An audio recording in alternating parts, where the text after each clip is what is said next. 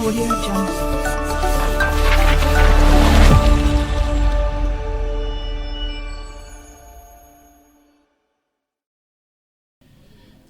Assalamualaikum warahmatullahi wabarakatuh. Innal hamdalillah nahmaduhu wa nasta'inuhu wa nastaghfiruh wa na'udzu billahi min shururi anfusina wa min sayyiati a'malina. May yahdihillahu fala mudilla lahu wa may yudlilhu fala hadiya lahu. Ashhadu an la ilaha illallah wa ashhadu anna Muhammadan abduhu wa rasuluhu la nabiyya ba'dah. Allahumma salli wa sallim wa barik ala nabiyyina Muhammadin wa ala alihi wa ashabihi faman tabi'ahum bi ihsanin ila yaumiddin. Ittaqullaha haqqa tuqatih wa la tamutunna illa wa antum muslimun. Amma ba'du. Ma'asyiral muslimin wa zamratal mu'minin rahimakumullah. Puja dan puji syukur kita haturkan kepada Allah yang telah banyak memberikan kita kenikmatan. Allah banyak sekali memberikan kita kesehatan. Allah banyak sekali memberikan kita kemudahan. Dan Allah banyak sekali memberikan kita kesempatan sehingga di lembaran ke-20 memasuki lembaran ke-21 fa insyaallah di bulan Ramadan ini kita masih diberikan kekuatan, kesehatan, kesempatan dan kemudahan. Oleh karena itu ini adalah nikmat terbesar di antara mendekati final, mendekati akhir dari Ramadan ini kita masih diberikan kesempatan hidayah untuk rukuk dan sujud kepada Allah Subhanahu wa taala dikala banyak di antara saudara-saudara kita yang lebih banyak meramaikan mal dibandingkan meramaikan masjid. Hal ini ditunjukkan dengan semakin meningkatnya jumlah jamaah menuju ke shaf pertama. Ma'asyiral hadirin rahimakumullah. Maka Allah memberikan hadiah bonus spesial kepada hamba-hambanya yang kuat dan bertahan. Maka nilai dari suatu ibadah itu dinilai bukan karena luar biasanya, tetapi karena tingkat istiqomahnya. Istiqomah napa mboten tarawih, istiqomah napa mboten tadaruse, istiqomah napa mboten iktikafe. Apa karena godaan diskon besar-besaran itu mampu menggoyahkan hati kita? Apa ajakan buka puasa bersama dengan alumni-alumni yang dulu itu menggoda kita?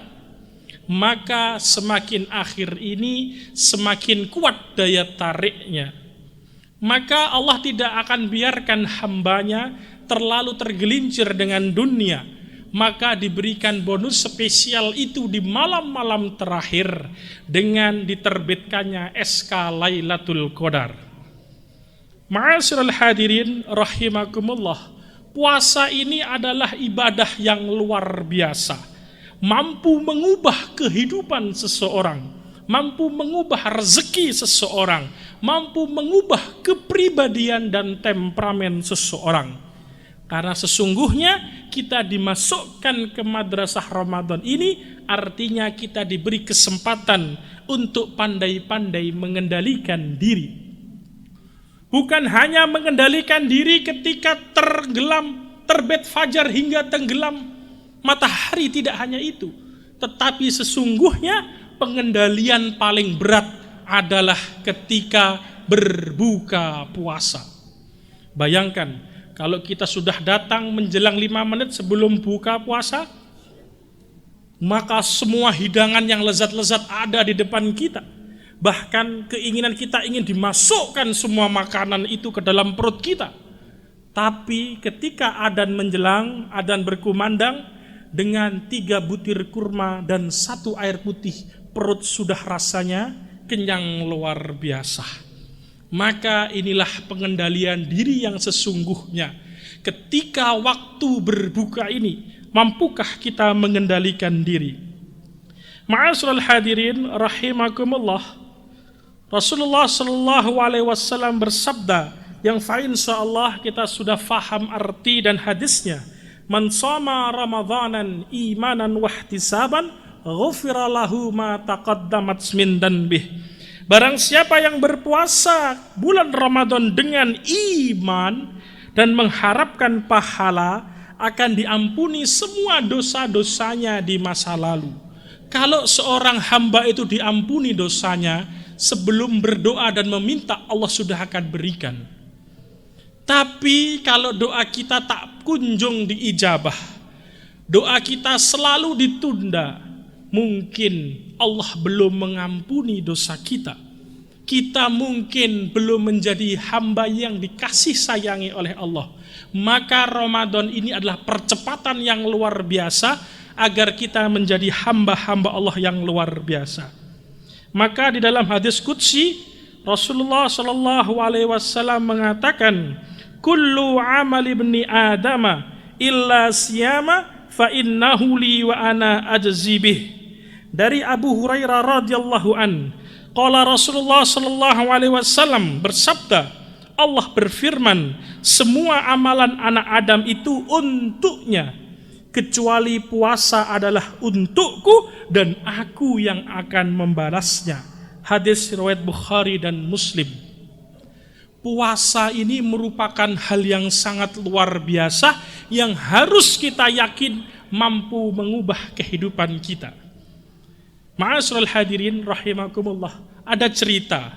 Dulu waktu saya SMA, saya pernah diberikan tugas oleh guru saya untuk melakukan sebuah mini riset atau penelitian kecil-kecilan.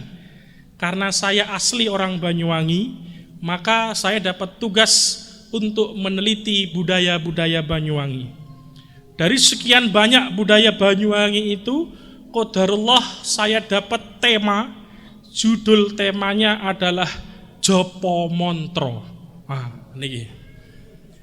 Ini ya, ini mantra-mantra sakti orang Banyuwangi. Karena saya nggak punya ilmu di dalam bidang ini, saya cari budayawan.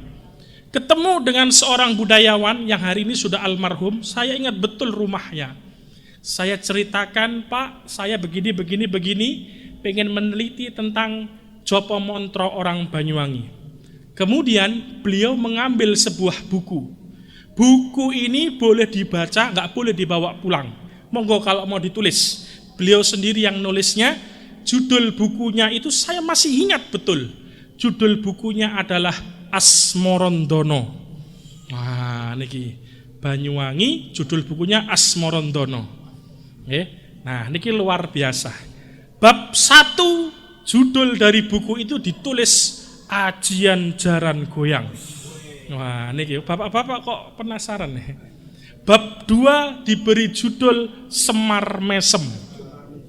Ditulis mantra-mantranya.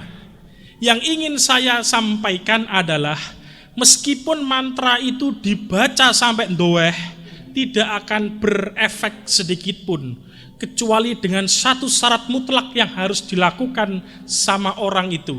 Apa yang harus dilakukan sama orang itu? Yaitu adalah berpuasa. Tapi puasanya untuk kebatilan, bukan untuk Allah. Maka kita kenal dulu ada nama puasa mutih, puasa pati geni, dan lain sebagainya. Yang ingin saya sampaikan, puasa untuk perkara syirik, batil, dan menduakan Allah Subhanahu wa ta'ala ini untuk sihir itu syaratnya puasa. Apalagi puasa yang Allah turunkan firman-Nya dalam surat Al-Baqarah ayat 183. Maka Allah ingin kita berubah. Untuk perkara batil saja syaratnya puasa. Apalagi ini puasa di bulan Ramadan pasti bisa membuat seseorang berubah. Bagaimana berubahnya? Yaitu menjadi hamba-hamba Allah yang bertakwa. Hamba Allah yang bertakwa minimal ada 3 yang insyaallah harus muncul dari 20 Ramadan yang sudah kita lalui. Apa perilaku yang harusnya muncul setelah kita berpuasa kepada Allah Subhanahu wa taala? Allah jelaskan dalam surat Ali Imran ayat 133 sampai 134. Ma'asyiral hadirin rahimakumullah.